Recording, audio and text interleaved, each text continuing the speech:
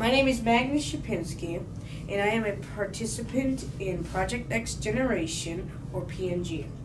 I am interviewing veteran Mr. Dennis Joseph Wolfe, of whom was with the U.S. Air Force. Today is June 8th, 2017, and we are filming in Elmwood Park, Illinois Public Library. Hello, Mr. Wolfe. Good morning. How are you today? I'm fine, thank you. All right. So, where were you born and when? Well, I was born in Wausau, Wisconsin, and I was born on December 7th, 1943, 2 years after Pearl Harbor on the same date.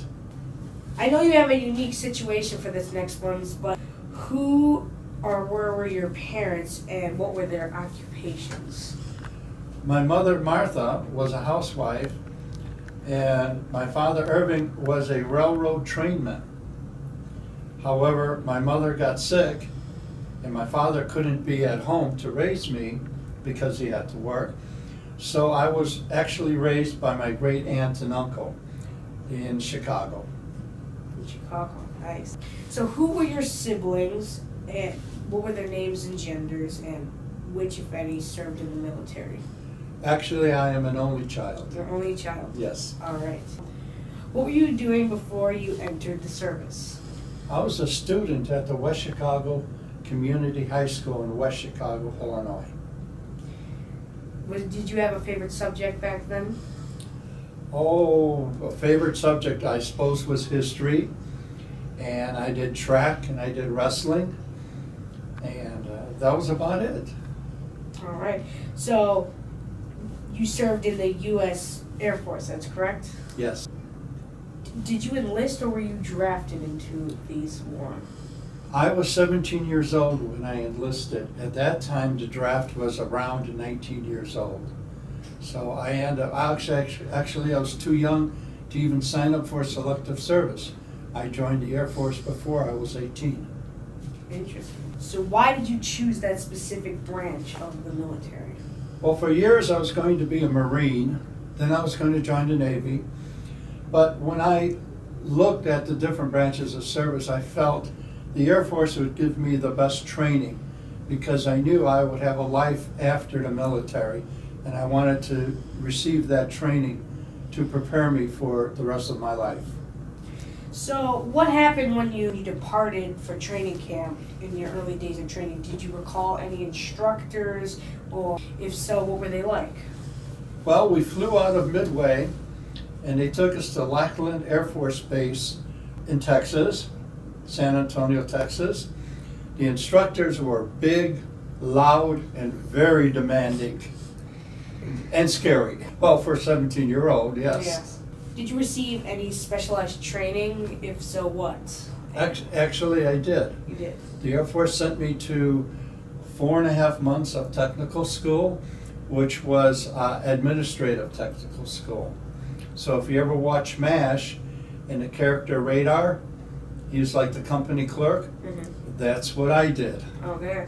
How did you adapt to military life, including physical, regiment, barracks, food, and social life?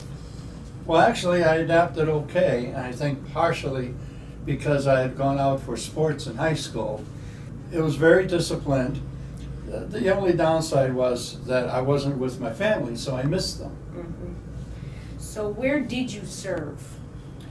Well, I served in 2 places. My first duty assignment for 18 months, they sent me to the country of Italy. And believe it or not, they sent us to a remote air station in Italy, if you can believe Italy could be remote. And the second duty assignment, I was sent to the SAC bomb wing, the 379th bomb wing in Oscoda, Michigan at Worth Smith Air Force Base. So you served abroad. What were some of the memories you have of that experience? Well, I enjoyed Italy very much. I actually learned a little bit of the language. I was able to visit Rome 3 times. I actually visited the Vatican also. And I also was able to visit Padre Pio, which was a very holy man. He had the stigmata of Christ. And so I got to visit him and meet with him 2 times. I was able to visit Paris. And while in Italy, we formed a military drill team. So we would go around the country at the local Italian festivals and performing as a military drill team for the local folks. Nice. So you said that you were in Italy. Maybe you could expand on that a little more and what you actually did there? While in Italy, I was assigned to the 379th Radio Group Mobile. And this shows you a map of Italy. This patch is actually 55 years old. And this shows you where the base was. We were at Brindisi, Italy, in southern Italy. And we were an extension of the National Security Agency, or the NSA. And at that time, this is during the Cold War period. At that time, there was no hot war going on. But we still were in confrontation with the communist countries. And across the Adriatic Sea, there was Yugoslavia and Albania, which were heavily communist. And we were there as a listening post for the NSA to listen to the communist communications. And I'm sure they were doing the same with us. So if you were on the front lines, what combat action did you witness? Actually, there was no hot war when I enlisted.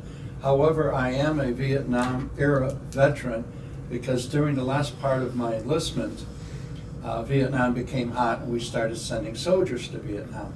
But I myself could not serve in combat because I knew too many secrets. Being part of the NSA, I was granted a top secret crypto clearance, and if I was captured by the enemy, my own soldiers would have to shoot me. So you weren't on the front lines, so what were your duties not on there? Well, I was assigned as an administrative clerk in the local finance office when I was in Italy.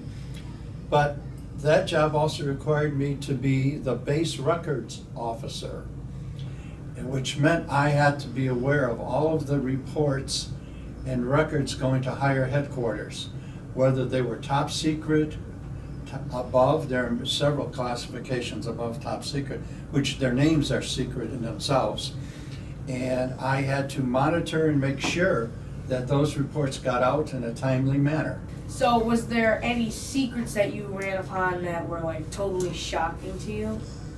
Actually, no, but part of being indoctrinated to top secret crypto, we are told a secret, which now is no longer a secret because of time. The reason that Hitler did not invade England was because 2 days before the invasion, and the Germans were all prepared to invade England, but 2 days before the invasion, the English changed their code, their secret code, and the Germans could not understand what the English were going to do. And so they postponed their invasion and eventually canceled it. Now, at the time they told me that, it was top secret, but now it's over 25 years old, much older than that, so that's no longer a secret. However, in Italy, when I was there, we did build the world's largest antenna from Sylvania, and that again was to intercept foreign communications. How big was that antenna? At least 30 stories high, very large in a huge circle. If you were to Google Earth that location today, you would still see the foundations of that antenna. Wow. The antenna has been taken down, but the cement foundations of the antenna are still there. So now you guys got to go home and Google Earth that location, Brindisi, Italy, because I know I'm going to too. What kind of friendships and camaraderie did you form while serving, and with whom? Well, I tried pretty much to get along with everybody, but there were a few people that I formed friendships with. When you work with hundreds of people, you don't like everybody and they don't like you. So you end up finding a few good friends and you hang out with them. So how did you stay in touch with the family and friends back at home? Well, this is before cell phones. This is before the internet. This is before satellite phones, basically mail. This was 1961 to 1963. And mail was the only way to stay in touch.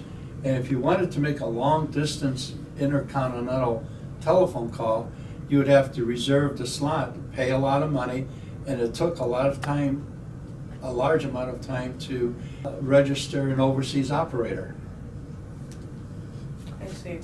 What did you do for recreation or when you were off duty? Well, we had an enlisted man's club. I got a part-time job at the NCO club, went to town, visited the old ruins because Brindisi was the end of the Appian Way, which was the famous road built by the ancient Roman Empire, and walk around town and do shopping. But basically we were remote and we had to travel a distance to even get to a town. Where were you when the war ended? Actually, I was discharged. I was home. I was married, raising a family. And when you speak of the war, I'm presuming you're talking about the Vietnam War. And because it was still, when I was discharged, it was still a very active war and becoming more active every day.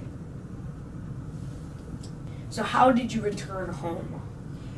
Well, from overseas, I returned home via aircraft. But then I spent 2 years in Michigan with the 379th Bomb Wing. And being in America by that time, I had 3 stripes and I was making enough money to buy my own car. So actually I drove home. How were you received by your family and your community? I was received okay. In preparation for my discharge, I applied for a job at a local bank. And coming out of the Air Force, I went right into being a bank teller and training as a bank teller. So how did you readjust to civilian life? It wasn't hard. It wasn't hard. Not hard. No. Have you remained in contact with or reunited with fellow veterans? If so, who? Oh, for a few years I did, for about 5-6 years, but over time we lost contact. Are you a member of any veterans organization? If so, which? Well, I was a member of the American Legion for a while, but it's not very active in our neighborhood right now. The only veterans organization that I interface with is the Hines Hospital VA, because when I was discharged, I was awarded a disability from my military service. Well, what have you done since separating from the military? Well, I found a beautiful young girl and got married. We raised 6 children. She actually was raised here in Elmwood Park. I volunteered with the Boy Scouts for the last 39 years. I spent 30 years as a computer programmer, systems analyst, a project leader of programmer teams, and a database administrator of one of the world's largest insurance companies. And then I retired, and I'm still active with the Boy Scouts. How did the Cold War experiences affect your life? Well, let me explain a situation I ran into in Italy. We were going up to visit a shrine, Padre Pio. There were 3 cars of us, American GIs, and we actually were driving through a town because there were no superhighways in Italy at the time. And we're driving, and all of the streets would end up in the town square. And we're driving into the town, and we end up in the town square, and there's a communist rally going on. So you can imagine there are thousands of people, a large hammer and sickle flag hanging from one of the buildings, and here come 3 American cars full of American GIs driving through this experience. So when we were at the end of the town square, we got lost and didn't know where to go. So one of our men got out and started asking questions. The locals spoke Italian, we spoke English, but this gentleman found an Italian that spoke Russian, and he happened to be a Russian interpreter, because that's why we were there, to intercept foreign communications. And so in the middle of a communist party rally, there's an Italian speaking Russian to an American speaking Russian and giving us directions how to get out of there. I thought that was a quite unique experience. So what are some life lessons you learned from military service? Well, to keep my focus and to get the job done. And whatever situation you end up in, make the best of it wherever you are. All right. How has your military service impacted your feelings about war and the military in general? Well, I do not like war. I wish there were no war. I'm a father of 2 sons. I didn't want to see my sons go to war. No parent really does. But I do believe that every young man should spend time in the military for the training and the discipline, and it gives us a sense of values and appreciation of good things. What message would you like to leave for future generations who will view or hear this interview?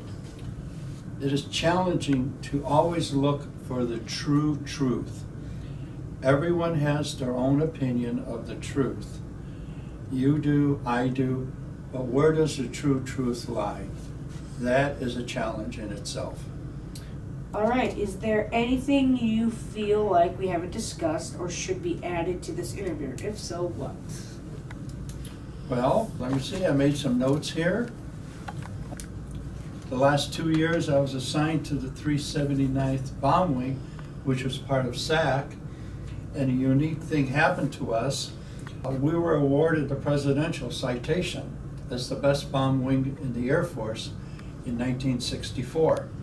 The last time that was awarded to the unit was while they were bombing Germany in World War II. I contacted a rare disease in the Air Force when I was in Italy called Reiter syndrome, and that's why I've been a member and an outpatient of Heinz VA Hospital for the last 55 years. The disease is common in Europe, but it's rare in America. And that's part of life. When you say some people get battle wounds, I got a different type of wound. Well, all right. Thank you, Mr. Wolfe, for your time. Most welcome.